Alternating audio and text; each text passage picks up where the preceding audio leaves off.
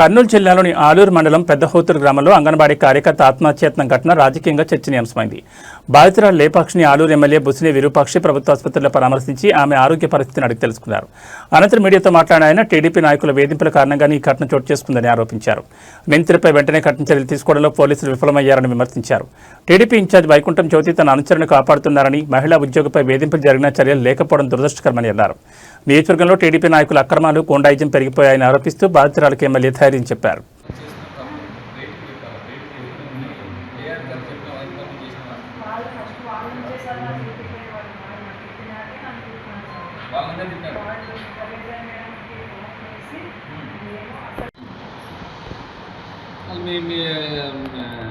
అదే నాకు ఫోన్ చేశారు సార్. ఫోన్ చేసి ఇట్లా అంటున్నాడు, ఇట్లా తింటున్నాడు, వాడు ఏదేదో ఏదైనా చదివింది అంటున్నాడు. అంటే నేనైతే అంత ఇంతవరకు నేను అట్లా పని చేయలేదు మేడం.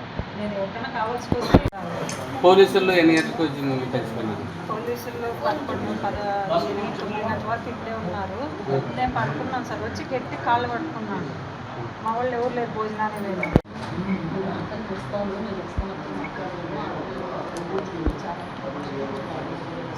నువ్వు ఎప్పుడు ఆ పని చేసుకుని ఎనీ టైం నీకు ఎవరన్నా ఓడి వచ్చినా ఆడే కాదు, ఇంకెవడానికి నాకు ఏమంటారు ఏం అసలు ఆ పని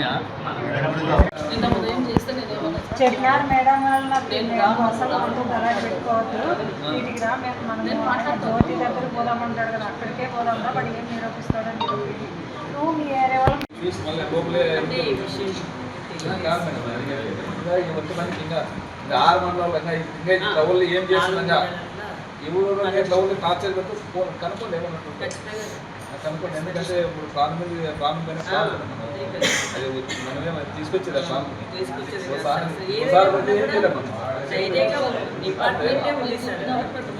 లేడీస్ డిపార్ట్మెంట్ మనం పెట్టుకుని మనం ఎందుకు భయపడాలి? అదే పీడీ గారితో మాట్లాడాలి.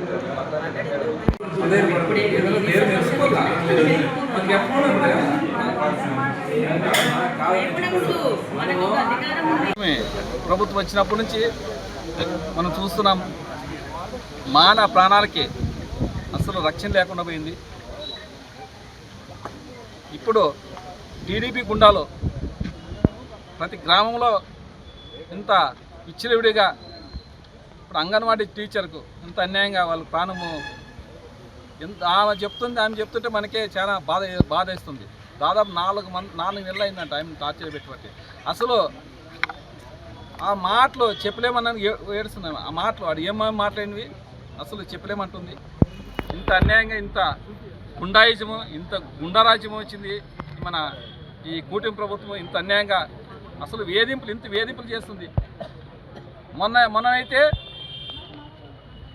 మన హాలర్ మండలంలో కేజీబీ ప్రిన్సిపల్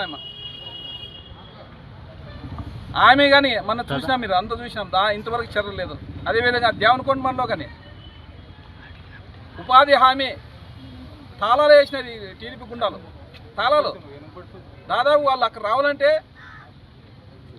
ఉపాధి అధికారులు అక్కడ రావాలంటే బదిమన్నారు. అసలు మీరు ఉన్నాను రానే కానీ సార్ మాకు వస్తే వాళ్ళు కొడతారు సార్ అనే విధంగా అన్నారు.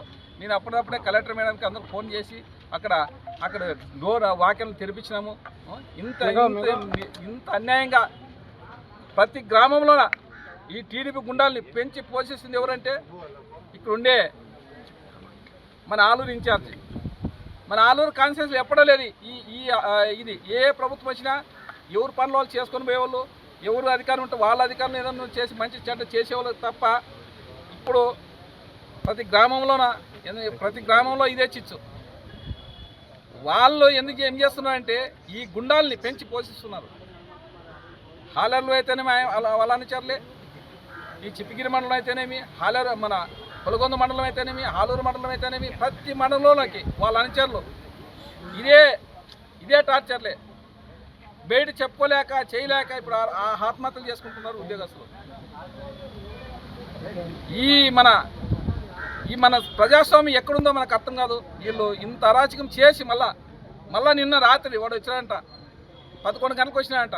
అంటే 11:20కి వచ్చినాడంట. 11:20కి వచ్చిన ఆ టైంలో వచ్చే పని ఉందాడు. అంటే ఆయన ఏమన్నా పొనుకుంటే నువ్వు కుతికి పిసుకాలని వచ్చినాడా, చంపేయాలని వచ్చినాడా, లాస్ట్కి కడగాకే వాడు ఆ టైంలో వచ్చే పని ఏమన్నారు 11:20కి వచ్చే పని ఏముంది ఏమంటే పొద్దున మాట్లాడుకోవాలా. ఆ రోజు ఆమె ఊతే ఉందంట, ఎవరు లేరంట, హాస్పిటల్లో ఊతే కూర్చోయిందంట. వాడు వచ్చినాడంటే మళ్ళీ అంత అందులేక వాళ్ళ బంధువులు పరిగెత్తుకొచ్చేసరికి వాడు పోయినాడంట. మళ్ళీ ఇది ఎక్కడ పోతుంది ప్రజాస్వామ్యం దేశం ఎక్కడ పోతుంది? ఇంత గుండాయిజమా, ఇంత అరాచక పరిపాలన ఎక్కడ? ఆమెగా ఇక్కడ ఉండే ఇన్ఛార్జ్ కానీ నాకు సంబంధం అంటారా మీరు? ఉండేది ఆమె జ్యోతమ్మ, ఇన్ఛార్జ్ ఉండేది లేడీనే, ప్రభుత్వం నడుపుకునేది ఆమె ఒక లేడీనే.